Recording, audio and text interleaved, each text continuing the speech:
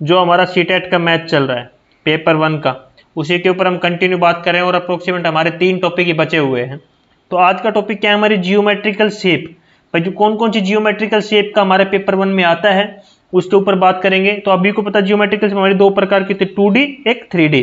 तो पहले क्या होता था स्टूडेंट, जब 2021 का पेपर आपका नहीं हुआ था, जो ऑनलाइन पेपर नहीं हुआ था, इससे पहले ऑफलाइन में आपके सिलेबस में रेक्टेंगल स्क्वायर ये 2 टॉपिक आते थे और रोम्बस के बीच में डिफरेंस पूछ लेते थे। ठीक है, ना आपका कभी सर्कल आया था, ना आपका कभी ट्रायंगल आया था पेपर 1 में, ना क्यूब आया था, ना क्यूबॉइड आया था। ठीक है, बट 2021 का जो मैंने पेपर देखा है आपका, उसमें रेक्टेंगल भी आया हुआ है, स्क्वायर भी, रोम्बस भी, पैरेललोग्राम भी, सर्कल भी, ट्रायंगल भी, क्यूब भी और क्यूबॉइड भी। भाई सारी चीजें पूछी हुई है। तो उसी के हिसाब से मैं आपका पेपर 1 का तैयारी करा रहा हूँ। 2021 का पेपर हुआ था इसके, पर 2021 के पेपर में क्या हुआ था कि सीटेट ने पहली बार ऑनलाइन पेपर लिया था, इसलिए थोड़ा सा करेक्ट उनसे भी गलती हुआ है। कहीं 5 क्वेश्चन किसी सब्जेक्ट के डाल रखे, मतलब किसी स्पेशल टॉपिक के 5 क्वेश्चन डाल रखे, कभी किसी पेपर में 4 डाल रखे थे। तो अब की बार पेपर होपफुली सही आएगा। बट हम टॉपिक्स 2021 का जो ऑनलाइन आया उसी के हिसाब से करेंगे।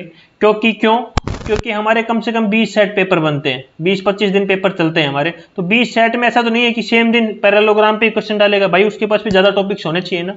तो इसी के हिसाब से हम कंटिन्यू तैयारी कर रहे हैं और ये सारे टॉपिक्स करेंगे हम आज, इनके बारे में सीखेंगे। नेक्स्ट लेक्चर में इसी के ऊपर इनके क्वेश्चंस कौन कौन से 2021 में आए थे, तो उससे पहले जो पेपर थे उसमें कौन कौन से आए थे, उन्हीं के ऊपर हम बात करेंगे। तो ठीक है, तो सिलेबस की मैं बता देता हूं। अभी तक मैंने नंबर सिस्टम करा दिया है, सिंप्लीफिकेशन करा दिया है, फ्रैक्शन करा दिया आपका, एलसीएम एंड एचसीएफ मैंने पेपर 1 का करा दिया है, टाइम करा दिया है पूरा, मेजरमेंट करा दिया है, मैंचुरेशन स्टॉप रोका हुआ है क्योंकि यहां से 2 क्वेश्चन आएगा। भाई ये 2 क्वेश्चन क्यों रोका हुआ है, इस शेप के लिए रोका हुआ है। आज मैं शेप करूंगा ना तो आपको पूरा, क्योंकि इस मैंचुरेशन में भी हमारा स्क्वायर है, रेक्टेंगल है, पैरेललोग्राम है, यही है, इनके बारे में पहले पढ़ेंगे फिर हम सीखेंगे। तो उसके बाद मैंने पैटर्न करा दिया है 8वां टॉपिक। आज हमारा 9वां शेप कंप्लीट हो जाएगा। शेप में हम 2 लेक्चर लेंगे। आज पहले हम थॉटिकल सीखेंगे, नेक्स्ट लेक्चर में हम क्वेश्चन सीखेंगे, फिर हमारा एक टॉपिक बचेगा डाटा हैंडलिंग। ठीक है, बस ये हम करेंगे। सबसे लास्ट में हम मैंचुरेशन करेंगे, क्योंकि इसी से सबसे ज्यादा 2 क्वेश्चन 2 मार्क आ जाता है या 3 मार्क, 2 क्वेश्चन तो यार आता ही है हमारा। ठीक है, 2 to 3 क्वेश्चंस। तो डाटा हैंडलिंग हमारा लेफ्ट रहेगा। आज के टॉपिक के ऊपर चलते हैं सबसे पहले।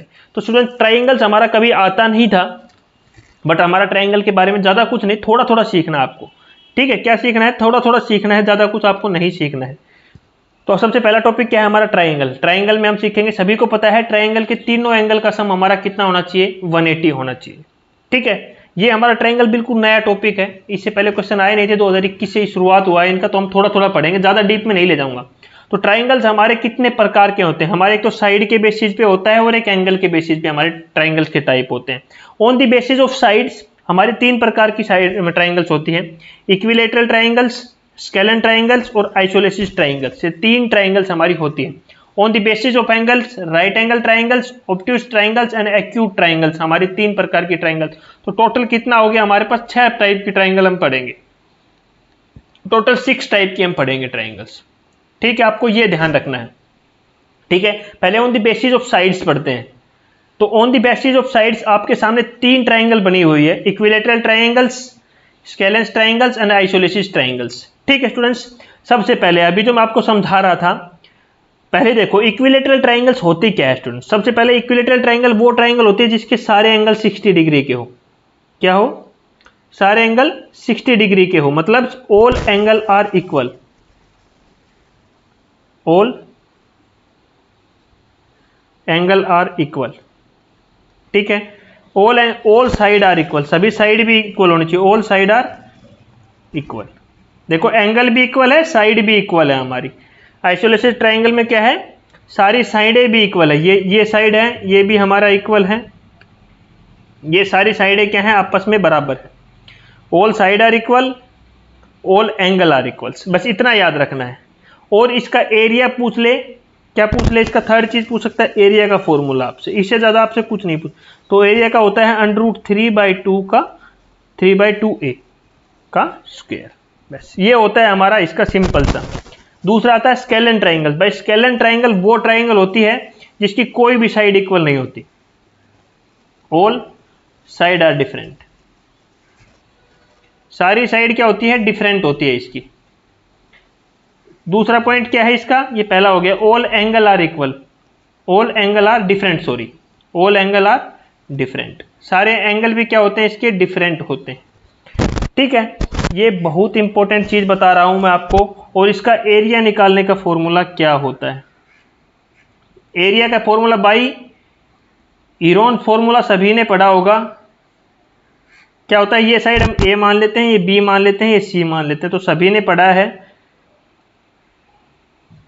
Under root S, S minus A, S minus B, S minus C. और एस किसके इक्वल होता था हमारा, A plus B plus C by 2, ये सभी ने पढ़ा है, ये इसका एरिया निकालने का फॉर्मूला है। थर्ड आता है हमारा आइसोलेसिस ट्राइंगल। भाई आइसोलेसिस ट्राइंगल की क्या होती है, टू साइड इक्वल होती है, टू साइड इक्वल। जब दो साइड इक्वल है तो दो एंगल भी इक्वल होंगे, टू एंगल्स आर इक्वल, दो एंगल हमारे क्या होंगे, इक्वल होंगे। और इसके एरिया का क्या फॉर्मूला होगा वो आपको याद रखना है, क्या होगा, b बाई 4, ये साइड और ये साइड मान लो इक्वल हो गई, दो साइड, ठीक है, ये a हो गई, ये a हो गई, ये साइड तो डिफरेंट मिलेगी, b अलग ही मिलेगी, ठीक है, और ये इसकी क्या मिलेगी, हाइट h मिलेगी, ठीक है। तो ये आपको ध्यान रखना है, एरिया का फॉर्मूला क्या होगा, 4a² माइनस b²। बस ये एरिया का फॉर्मूला मैं लिखवा रहा हूं, कभी पूछा नहीं गया और ना ही पूछा जाएगा, क्योंकि पेपर 1 में बिल्कुल बेसिक्स आता है आपका। बस ये एंगल्स ध्यान रखना, कौन सा एंगल किस ट्रायंगल में क्या होता है, ये आपको ध्यान में रखना है, ठीक है। इतना था on the basis of side. अभी क्या आता है, on the basis of angle. तो सबसे पहले हमारी राइट एंगल ट्राइंगल आती है। तो राइट एंगल ट्राइंगल में सभी को पता है हमारा एक एंगल कितने का होगा, 90 डिग्री का होगा। क्या किस एंगल को हम राइट एंगल ट्राइंगल बोलेंगे, जिसका एक एंगल हमारा 90 डिग्री का हो। और इसका एरिया कैसे निकालेंगे ये सभी को पता होगा, 1/2 base into height, base into height. अब सभी को पता है ये इसका बेस होता है नीचे वाला, ये हाइट होता है और ये परपेंडिकुलर होता है, ठीक है। ये बेसिक चीजें सभी को पता है। इसमें एक एंगल कितने का रहेगा हमारा, 90 का। अब आता है ऑब्ट्यूज ट्राइंगल हमारा। भाई इसमें क्या है, ये हमारा ए है, ये बी है और ये सी है। जो ये वाला एंगल है, ये वाला एंगल, ये वाला एंगल हमारा थीटा लाइज बिटवीन कितने से कितने, 90 टू 180 के बीच में लाइज करेगा। कितने से, लाइज बिटवीन 90 टू 180। उस ट्राइंगल को क्या बोलेंगे हम, ऑब्ट्यूज एंगल ट्राइंगल। मतलब हम सिंपल सी बेसिस पे लिख सकते हैं कि एंगल ए हमारा क्या होगा, ग्रेटर देन 90 डिग्री। अब आता है एक्यूट ट्राइंगल्स। तो स्टूडेंट्स इसमें क्या है, all angles are less than 90 degree. सारे एंगल्स क्या है, ये एंगल भी, ये एंगल भी, ये एंगल भी, सारे क्या होंगे, लेस देन 90 डिग्री होंगे। उसको हम बोलेंगे एक्यूट एंगल ट्राइंगल। आपको इतना ही याद रखना है, इससे ज्यादा आपसे कुछ नहीं पूछेगा ट्राइंगल के अंदर, ठीक है। ये किसके अंदर बताया मैंने, ट्राइंगल्स के अंदर आपको मैंने समझाने की कोशिश की है, बस बेसिक। अब आती है बात सर्कल के ऊपर। भाई थोड़ा सर्कल के ऊपर भी हमें क्या करना है, पढ़ना पड़ेगा। तो भाई सर्कल के ऊपर मेरे हिसाब से सभी ने पढ़ा है।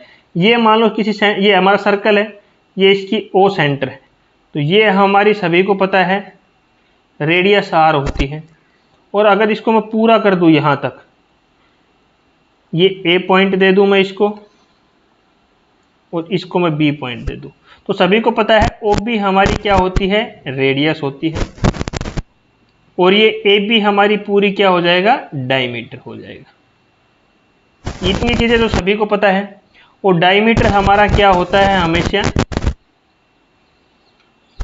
2 मल्टीप्लाई रेडियस। रेडियस का क्या होता है हमारा, डबल होता है। और रेडियस निकालने का आ जाए तो रेडियस हमारी कैसे होती है, डायमीटर अपॉन में 2, डायमीटर अपॉन में 2। ये बेसिक चीजें तो आपने सभी ने सर्कल्स में मेरे हिसाब से पढ़ी होगी। अभी एरिया ऑफ सर्कल आ जाए, एरिया तो सभी को क्या होता है, पाई आर स्क्वायर होता है। सरकमफ्रेंस पूछ ले आपसे तो सभी को पता है क्या होता है, 2 पाई आर। सरकमफ्रेंस को हम क्या बोलते हैं, पेरीमीटर भी बोलते हैं।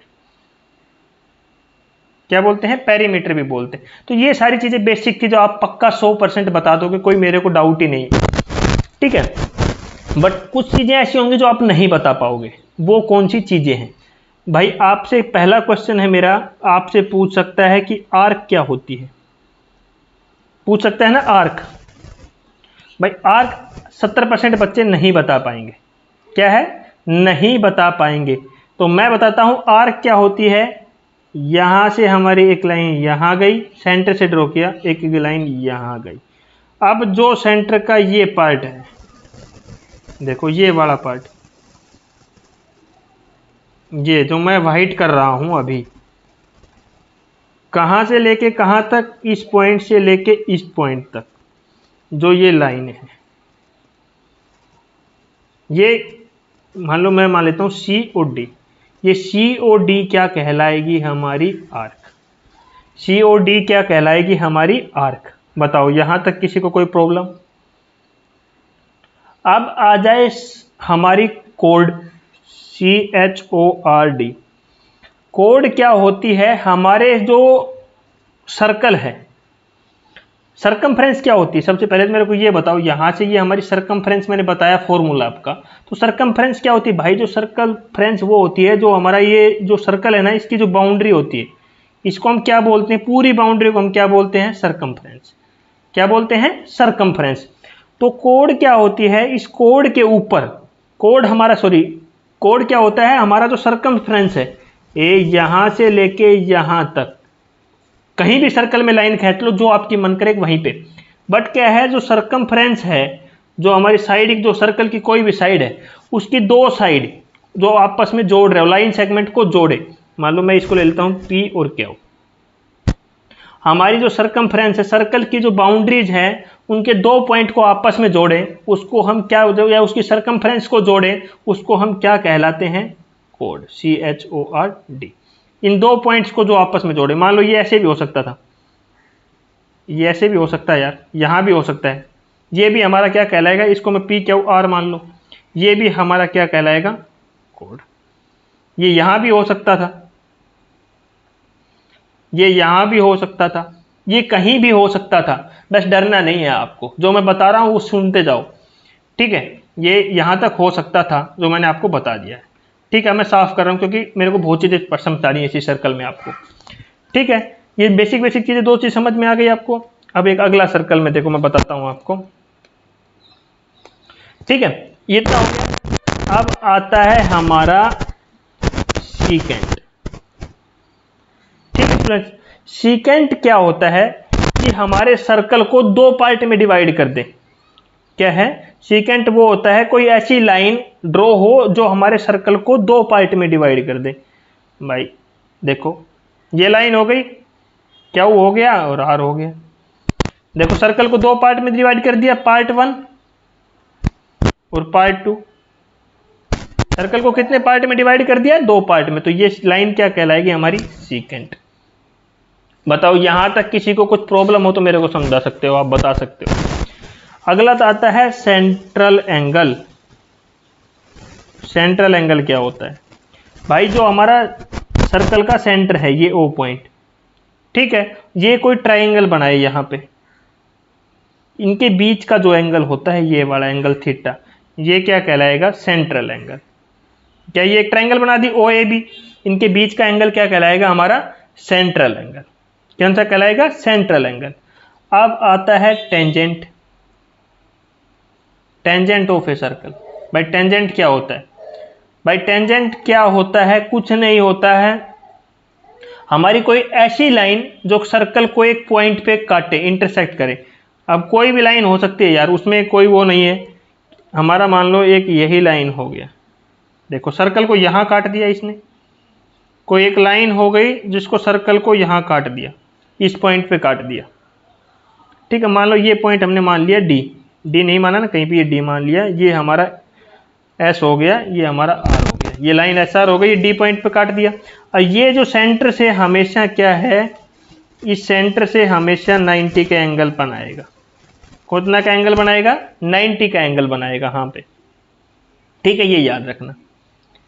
इतना ही था आपका सर्कल। अब ये कई बार क्या है, दो सर्कल के बारे में बोल सकते हैं, तो इनको दो सर्कल को क्या है हमारा, ये हो गया देखो, ये एक सेंटर हो गया हमारा सर्कल का, दोनों सर्कल का सेंटर ये हो गया।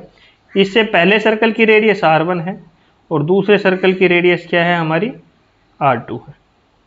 ठीक है, इस सर्कल को क्या बोलेंगे, कॉन्सेंट्रिक सर्कल, कॉन्सेंट्रिक सर्कल। भाई इससे ज्यादा आपका सर्कल में कुछ नहीं पूछेगा। ठीक है, ये बेसिक चीजें आपको सर्कल में मैंने बता दिया। सेकंड क्या होता है, सेंट्रल क्या होता है, कोड, आर्क, पेरीमीटर। सर्कल में इससे ज्यादा आपसे कुछ नहीं पूछा हुआ है। ठीक है, बेसिक चीजें ये आपकी आई नहीं थी कभी भी, बट अब की बार पक्का आने की संभावना है। ठीक है, अब आता है क्वाड्रिलेटरल। भाई क्वाड्रिलेटरल्स में हमारी सब चीजें आती है, बहुत सारी चीजें आती है, पैरेललोग्राम, रोम्बस। भाई क्वाड्रिलेटरल में क्या है कि मान लो ए मान लो, इसको बी मान लो, सी मान लो, डी मान लो।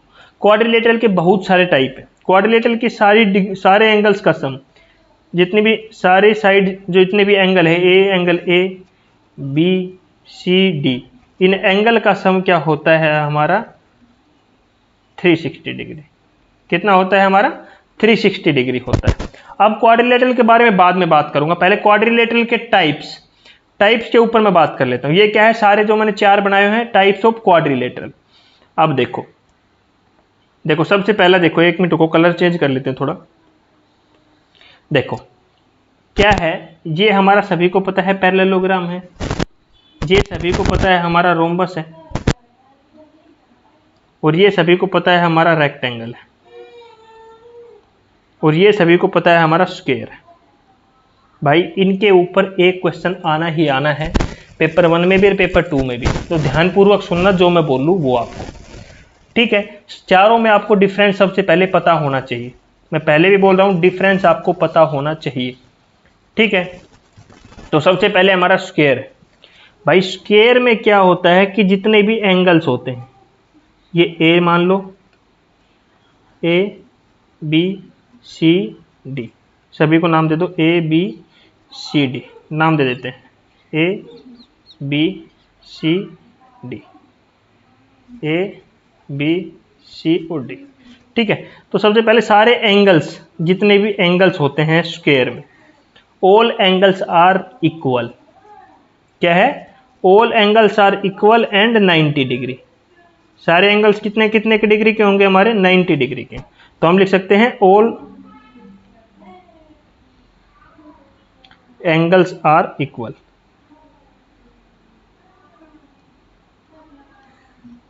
इक्वल है और सारे एंगल कितने इक्वल एंड 90 डिग्री। कितने का है हमारा, 90 डिग्री के एंगल्स होंगे। ठीक है, पहली बात खत्म। ये एक फेज में हमारी दो बातें मैंने लिख दी है।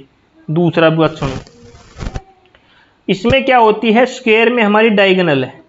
कौन सी डायगोनल, अभी इसको बुझाना हो 90 डिग्री का तो बता दिया मैंने आप सभी को। ठीक है, समझ गए होंगे। अब जो डायगोनल्स हैं, ये वाली डायगोनल्स ऐसे जाएंगी ये और ऐसे जाएंगी ये डायगोनल्स क्या है, इक्वल होती है। Diagonals are equal. ठीक है, डायगोनल्स क्या होती है हमारी, इक्वल होती है। नंबर 3 बात, और जहां पे ये काट रही है, ये आपस में काट रही है, बाइसेक्ट कर रही है, वो कितने डिग्री पे करेगी, 90 डिग्री के एंगल पे पड़ेगी। Diagonal equal and bisect each other, bisect each other 90 degree angle, at 90 degree angle. बताओ यहां तक किसी को कोई दुख हो, यहां तक मैं आपको बिल्कुल सिंपल भाषा में बता चुका हूं। ये तो हो गया स्क्वायर का। अब अगला क्वेश्चन क्या पूछ सकता है, स्क्वायर का एरिया का क्या फॉर्मूला होता है। तो एरिया का सभी को पता है, ए स्क्वायर होता है हमारा। क्या होता है, सारी साइड्स इक्वल होती है, ये भी ए होगी, ये भी ए होगी, ये भी ए, ये भी ए, ये भी ए। तो क्या फॉर्मूला होता है, साइड इंटू साइड मतलब ए स्क्वायर। ठीक है, और यहीं आपसे पूछ लिया जाए पेरीमीटर।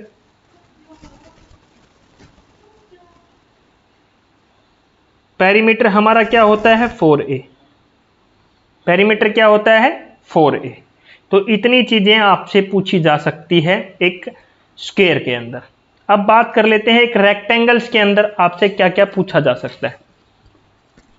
भाई देखो रेक्टेंगल में पहली चीज, इसमें सारी साइड्स इक्वल थी, भाई आपको रेक्टेंगल की शेप से ही लग रहा होगा ये साइड और ये साइड बराबर मिलेगी। क्यों? क्योंकि ये साइड छोटी है यार, देखने से ही पता लग रहा है, आपकी रेक्टेंगल की शेप से ही देखना पता है कि ओनली रेक्टेंगल में क्या opposite side equal, opposite sides are equal. कौन सी साइड इक्वल है? Opposite side. और जब but each angle are equal, each angles are equal, और सारे एंगल्स कितने होंगे? 90 के, 90 डिग्री। सारे एंगल्स कितने के होंगे? 90 डिग्री के होंगे। ये बात आपको सेम रहेगी। थर्ड भाई जो डायगोनल रहेगी, ये यहां से यहां, डायगोनल तो इक्वल रहेगी ना, diagonal are equal, diagonal are equal and bisect each other, एक दूसरे को काटेगी, बाइसेक्ट ईच अदर। बताओ यहां तक किसी को कोई दुख तकलीफ हो तो मेरे को बताओ, इतना तो मैंने आपको समझा दिया है बिल्कुल। अब बात आ जाती है एरिया। एरिया क्या होता है? Length into breadth. ये हमारी लेंथ होती है, ये होती है ब्रेड्थ, ठीक है। अब बात आती है हमारा पेरीमीटर। तो पेरीमीटर हमारा क्या होता है? 2 ब्रैकेट लेंथ प्लस में ब्रेड्थ। लेंथ प्लस ब्रेड्थ को हम किससे मल्टीप्लाई कर दे? 2 से। तो ये क्या हो जाएगा? हमारा पेरीमीटर। तो ये हो गया हमारा रेक्टेंगल्स कवर यहाँ पे। अब बात आती है स्टूडेंट्स हमारी पैरेललोग्राम की, ठीक है। पैरेललोग्राम क्या होता है भाई? पैरेललोग्राम क्या होता है ये जानना बहुत बहुत बहुत जरूरी है। क्या है? बहुत जरूरी है। पैरेललोग्राम क्या है? पैरेललोग्राम में ओनली अपोजिट साइड इक्वल होती है। कौन सी? अपोजिट साइड इक्वल होती है। मतलब इसके इक्वल ये होंगी और इसके इक्वल ये होंगी, अपोजिट साइड इक्वल, ठीक है। पहली पॉइंट कवर हो गया। दूसरा देखो, equal and parallel. Line parallel भी होगी ना आपस में, ये लाइन इसके क्योंकि थोड़ी शेप इसका क्या है? ऐसे रहता है, ऐसे रहता है पैरेललोग्राम का शेप थोड़ा, ठीक है। तो ये क्या है? पैरेलल होंगी और अपोजिट साइड इक्वल होंगी। Both diagonal are bisect each other. भाई डायगोनल है, एक मिनट बस, जो हमारी डायगोनल है ये एक दूसरे को तो काटेगी भाई। तो बोथ डायगोनल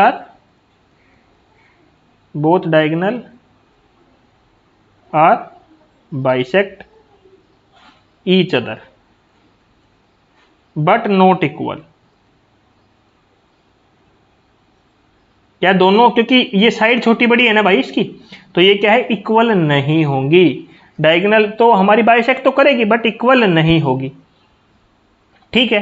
अब थर्ड आता है भाई एंगल कौन सा है? अपोजिट एंगल्स इक्वल्स होंगे, only opposite angles are equal, ठीक है। तो ये था पैरेललोग्राम के बारे में। अब बात आती है पैरेललोग्राम का एरिया कैसे निकालें। तो एरिया कैसे निकालते हैं? Base into height, base into height. अब बोलोगे सर ये हाइट कहाँ से लेके आए? भाई हाइट यहाँ से ऐसे ड्रॉ करेंगे, ये हमारी क्या रहेगी? हाइट रहेगी, ठीक है।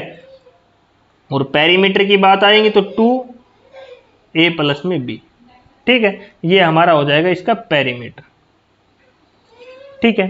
तो इतना था हमारा पैरेललोग्राम के बारे में। अब बात आती है हमारी रोम्बस की। किसकी? रोम्बस की। रोम्बस में क्या होती है? सारी साइड इक्वल होती है, ऑल साइड आर इक्वल, ठीक है। सारी साइड्स इक्वल होती है। नंबर 2, इसमें अपोजिट एंगल इक्वल होता है, अपोजिट एंगल आर इक्वल, ठीक है। अब डायगोनल की बात आती है भाई, तो डायगोनल एक तो ये डायगोनल आएगी और ये डायगोनल आएगी। तो ये डायगोनल देखा आपने 90 डिग्री पे काट रहा है।